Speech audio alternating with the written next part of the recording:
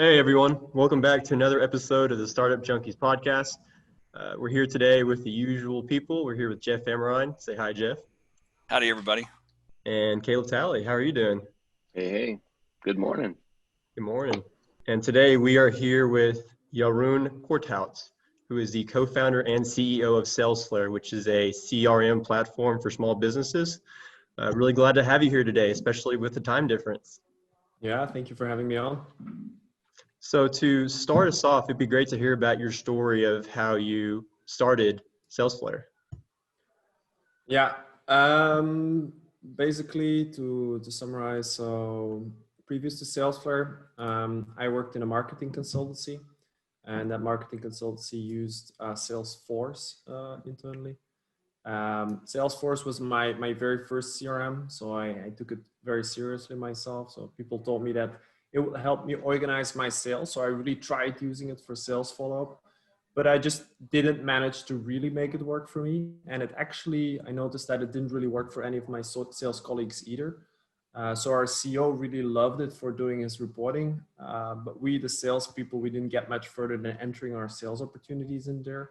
It didn't really help us sell, so it didn't really make sense for us to use it for more than management reporting.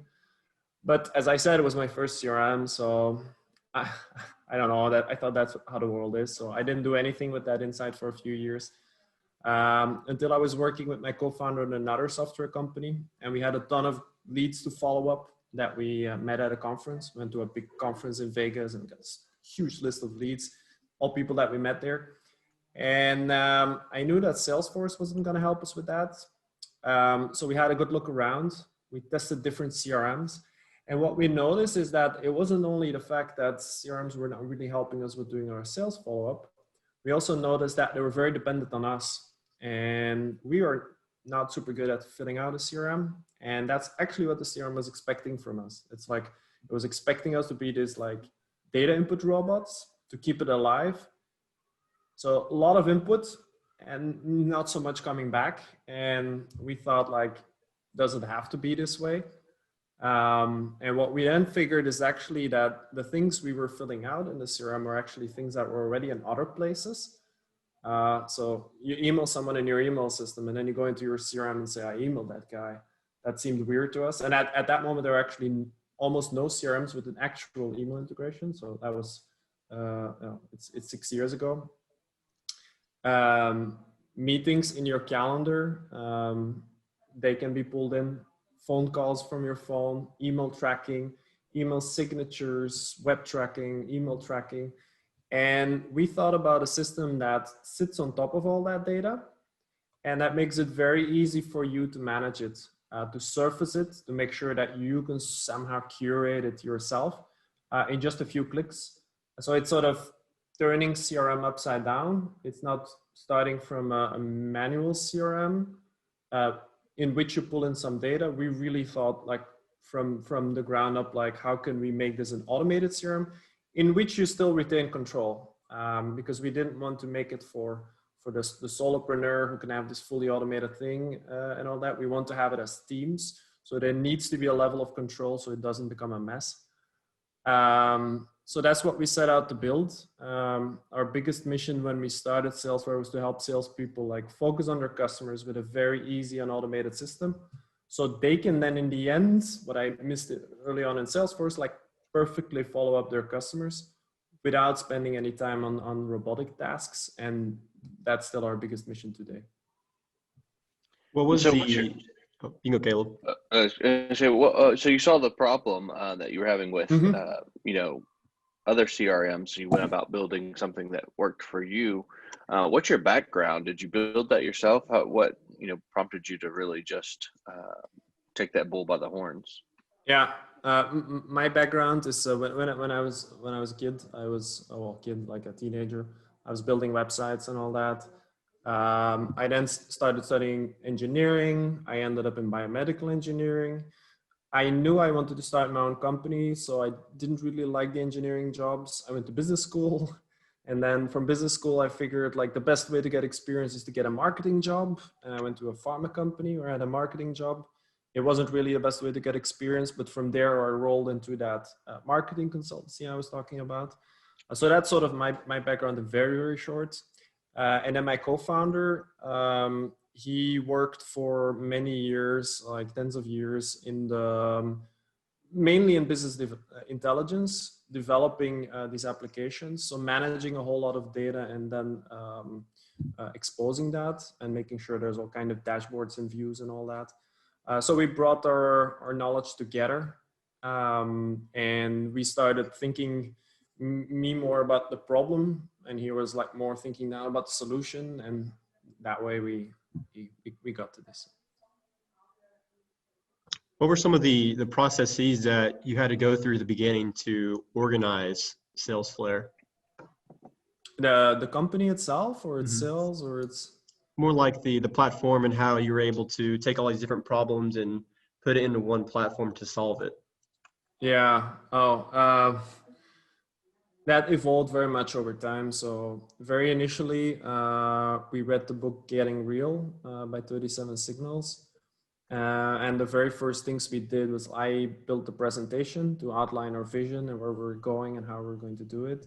And my co-founder Levin started developing a prototype. We started taking these two things to customers, or potential customers at least. We got a lot of feedback, a lot of people asking like, is it gonna do this, is it gonna do that, why? But then at some point we decided, when we entered a startup accelerator, to really take another step back, and to start doing customer interviews. We already gathered a bit of knowledge in these first rounds of going to people, but now we did more systematically. So we took different sectors, we took different positions in the company, different sizes of companies, and we started figuring out how they sell, what exactly the problems are, and especially what the problems are related to software in sales.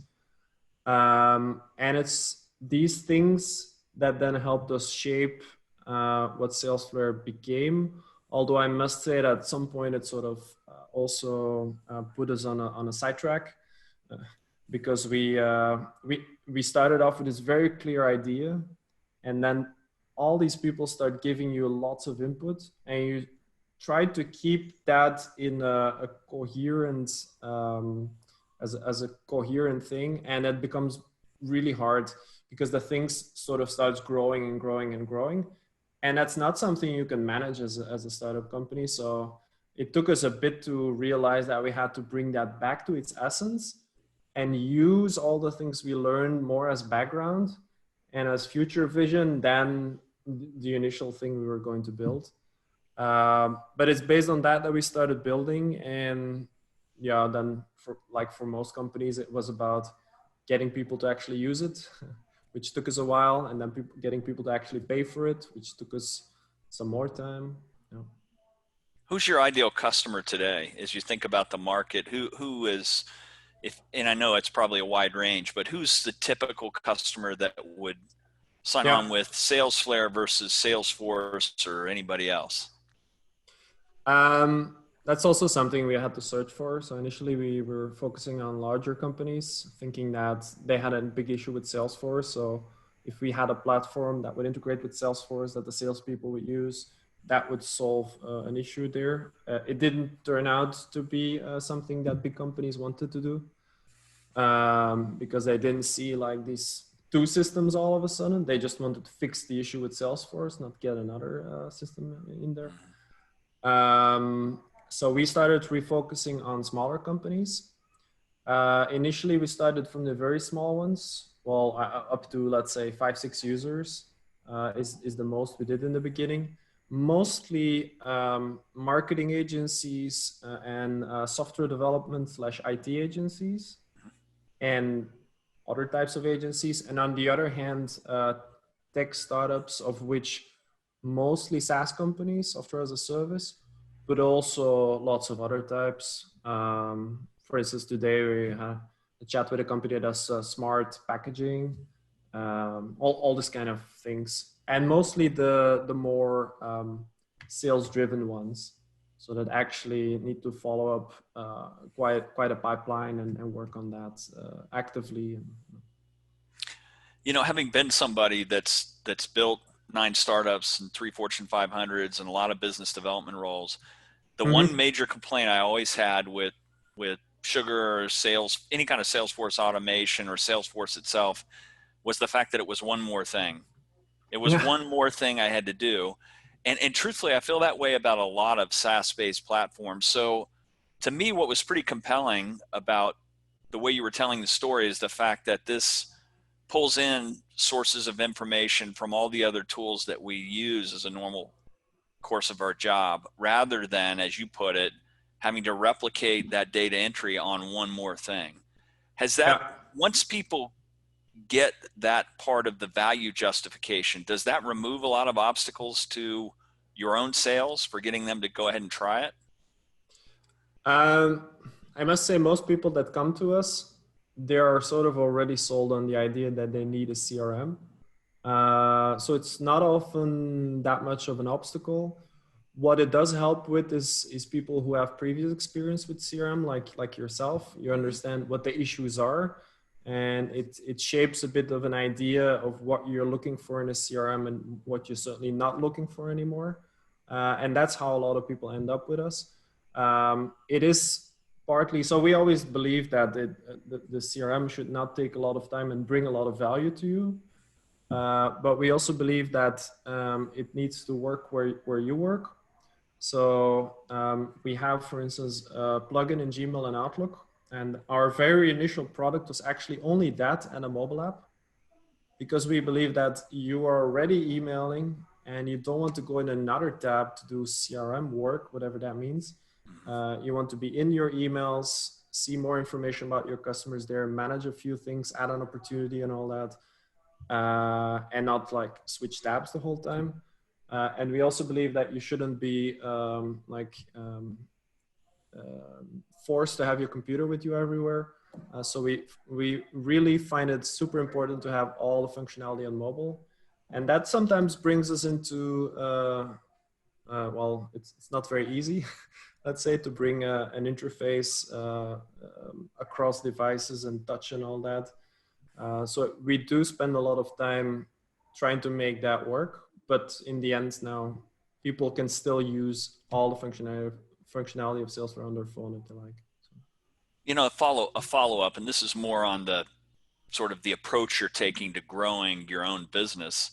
You said you mentioned you went to an accelerator. Have you raised rounds of venture capital? Are you on that sort of venture scale treadmill, or talk about how you're growing the business? We initially thought about that. I mean, we started off like most other companies, maybe slightly naive about this. So we thought we were going to go on the venture track. I honestly, I wouldn't say we're never gonna do it, but as it looks now, it's probably not the right track for us.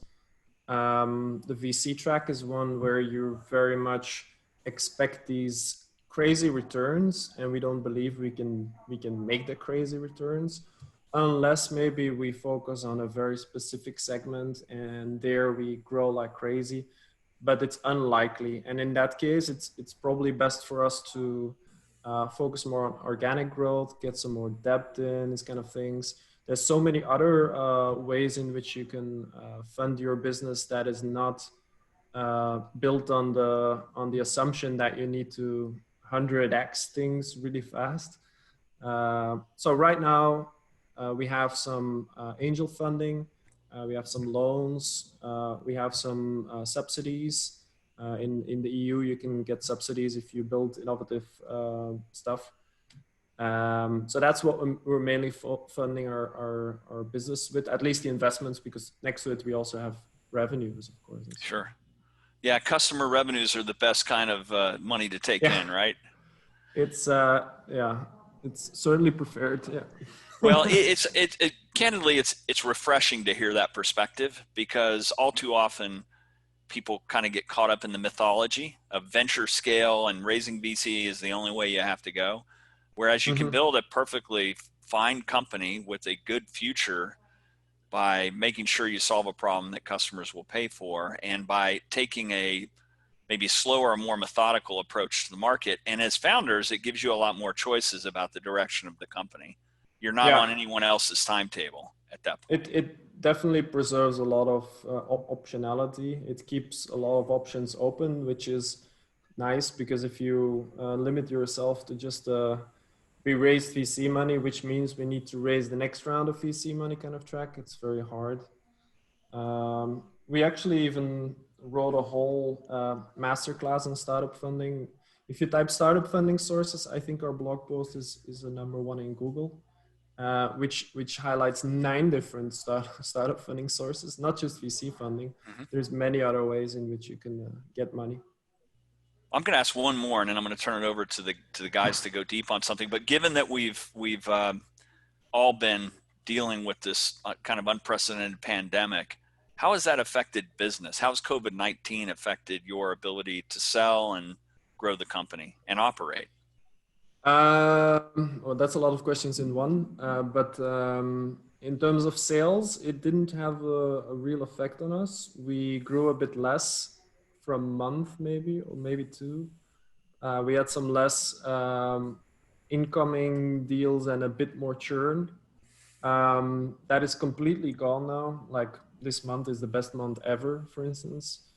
We have virtually no churn, and like net churn, net revenue churn is even positive right now. So no, I mean, like, we don't subtract, we only add, and growth is completely back as well. But we do have some customers that were affected for sure. We, as you heard before, our target group is not really this kind of target group that has to shut down. Although we also had a caterer, for instance, on our business, which had serious issues. And right before COVID, we signed up a very big events agency that first went really big and then became a bit smaller. Yeah. But in terms of the way we operate, we've always been remote with customers. We're in Antwerp, in Belgium. Most of our customers are either in the US, the UK, maybe here as well, but we don't see them either. I mean, they don't come to the office or so. In the rest of Europe, in Australia. So that's always been like that. The main change is probably internally. We're getting used to it now after 6 months. But we had to take all our internal processes also online, starting to have lots of Zoom meetings with Google Docs open and all that. While before we'd be in a room with a whiteboard, writing out stuff. It's different. So tell me a little bit about the accelerator you went through. You pointed out that it was had a positive impact on how y'all developed the company. What accelerator was that, and can you tell me a little bit more about that process? Yeah, we actually went through 2, so the process, what it helped us with was basically bringing a bit more of a systematic approach into how we approached the early stages. It made us take that step back, where we went back to these customer interviews, rethought our business model and all these kind of things. Like, we had to go through all these steps, which we sort of already had taken, but we did it again. And we actually did it again in the other accelerator, but to a lesser extent. The first one was Telenet ID Labs, which is an accelerator by one of the bigger telecom providers in Belgium, Telenet. It doesn't exist anymore. It has been rolled into an incubator we were also part of, started at KBC by one of the biggest banks in Belgium. And then the other accelerator we went through is one of the top university accelerators in Europe and in the world, I think, is IMEC iStart. They have more of a focus on technology, I would say, because they're a university linked accelerator. But always trying to get technology to the market. So that's we had a lot of value from just these sessions, going through them. It's not so much about where you learn in them. I went to business school and all, so it was not super new, all these kind of things. But going through the exercises is still valuable. And what we got a lot of value from as well was being in that incubator, being in between other startups. Like imagine we started off in a tiny office, which is my co-founder and I, somewhere in the middle of nowhere. And that didn't really help for us to figure things out. Well, when you're in between a lot of other startups in an incubator, you can easily ask other people how they're doing stuff, hear their story, and very quickly learn from each other. And that's how the local ecosystem here in Antwerp actually got a huge boost by that startup incubator in the middle of the center here. There's this big tower, the first skyscraper in Europe, they always say, and it's full of startups. So that was an amazing experience. Jeroen, what's your vision for Salesflare? Let's say in 3 to 5 years. Yeah, so what we've always been very focused on is helping making sales more automated, not per se in much of the interaction, parts of the interaction. We don't believe in taking over the salesperson's job when it comes to very human things, like having a chat like this, or the really value added types of communication and all that. But there's a whole lot of other things. It's probably about 70% of a salesperson's time that is not really super value added. And it involves a lot of software nowadays. And salespeople are not generally, they don't love software. I mean, it needs to be simple, all this kind of things. So there's a whole lot of potential there. We started off where we thought the main issue was, which is the data. If the data does not exist, then there is no other automation you can build. But on top of that, we're now building more and more things and trying to add more data as well. So in the end, we can automate more and more robotic tasks, and we'll be able to bring in more and more AI as like technology there advances as well. And so what is your vision for yourself moving forward? Do you plan on, kind of being that person at the top of Salesflare forever, or what's your goals? That's a very hard question. I often wonder, and I have no idea. The latest thing that I sort of think is that I really enjoy helping small businesses succeed. I think there's a lot of potential in a lot of businesses to do something about the world. Like lots of innovative new things that can solve a lot of the pressing issues we have in the world. And I do feel like supporting that somehow. But how?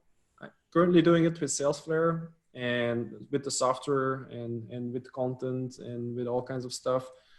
But I sort of want to figure out how to do it more in the future in other ways. I don't really know yet.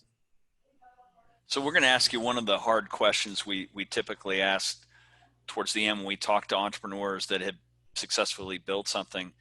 If you were able to give your younger self advice at the beginning of this journey for Salesflare, what bits of advice would you give your younger self, and then by extension, something you might tell younger entrepreneurs today by virtue of that? Yeah. Be more systematic in the way in which you try to figure out things with customers. I think we wasted quite some time there. I mean, we did our best, but we could have probably done way better. This is probably the main limiting factor on how fast you grow. That and hiring the right people. There you can make huge detours as well. Like you hire the wrong person. It takes you a bit to fire them. Well, first you need to figure out whether you can go somewhere with them. Then you find out that you can't. Then you need to fire them. Then you need to find another person. And that can set you back months, sometimes years for a certain position. And that really, that and working even more closely with customers. Like we sometimes forget that we should stay close to customers. Then we do it again, and then we go a bit away again. But I'd like to be even more consistent at that. Well, listen, this has been great to kind of hear your journey and your perspective, and we're fortunate. We're into, I think, our 210th or 12th podcast episode. We've got a following now of about 100 countries. So if any of those listeners, many of which are right in your target zone for ideal customers, if they want to find out more about Salesflare, how do they find you? About Salesflare, it's on salesflare.com. Flare is Flare, but I'm sure you can read it somewhere. And if you want to try it, the software, there's a button at the top right. There's trials between 7 and 30 days, depending on how many setup steps you take. We give you more days on the trial. And if you want to get in touch with me, you can do that on LinkedIn. In that case, please include a note so I know that you come through the Startup Junkie podcast and are not trying to spam me or something. Thanks so much for coming on. It was great to hear your perspective, and best wishes for a lot of future success with Salesflare. Thank you so much for coming on. Yeah, thank you. All right. Thank you. Thank you. We'll see you.